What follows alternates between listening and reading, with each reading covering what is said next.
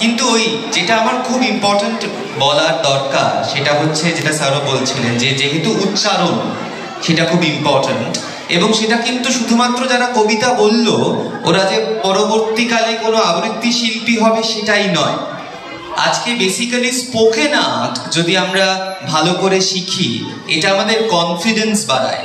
ও পরবর্তীকালে কোনো শিক্ষক হোক, পরবর্তীকালে কর্পোরেটে চাকরি করুক, ডাক্তার হোক, যাই হোক না কেন, মানুষের কাছে যখন ও নিজেকে রিপ্রেজেন্ট করবে তখন ও কত ভালো কথা বলতে পারে সেইটা কিন্তু খুব গুরুত্বপূর্ণ। তাই কবিতা এবং কথা বলা, উচ্চারণ, ভয়েস মডুলেশন এগুলো শেখা এবং জানা খুব প্রয়োজন বলেই আমি মনে করি, এবং সেটা আমাদের নিজের ওই ওয়েলবিইং এবং সেলফ কনফিডেন্স ডেভেলপ করে, সেটা খুব ইম্পর্ট্যান্ট। ম্যাম যেমন বললেন, ঠিক আছে, একটা ছোট্ট ওরা যে কবিতাগুলো বলছিল সুকুমার রায়ের বেশ কয়েকটি কবিতা, তো দু তিনটে কবিতার একটা ম্যাশআপ তাহলে হয়ে যাক। আপনারা একটু তালটা রাখবেন, ঠিক আছে? আজকে আমাদের তালের যন্ত্র নেই, আপনারাই আমাদের তালের যন্ত্র। চলুন।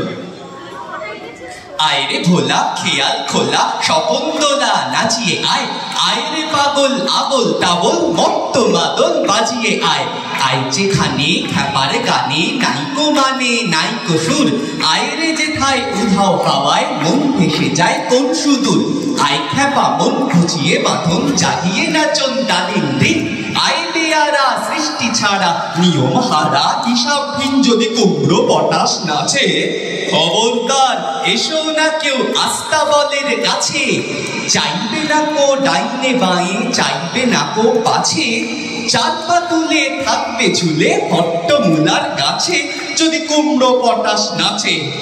ঠাস ঠাস দ্রুমজাম শুনে লাগে খটকা, ফুল ফোটে তাই বলো আমি ভাবি পটকা, সাই সাই পন পন ভয়ে কান বন্ধ, ওই বুঝি ছুটে যায় সে ফুলের গন্ধ, হুড়মুড়ু ধুমধাম ওকে শুনি ভাইরে, দেখছো না হিট করে যেও না গো বাইরে, চুপ চুপ ওই শোন ঝুপঝাপ ছপাস, চাঁদ বুঝি ডুবে গেল গপ গপ গবাস।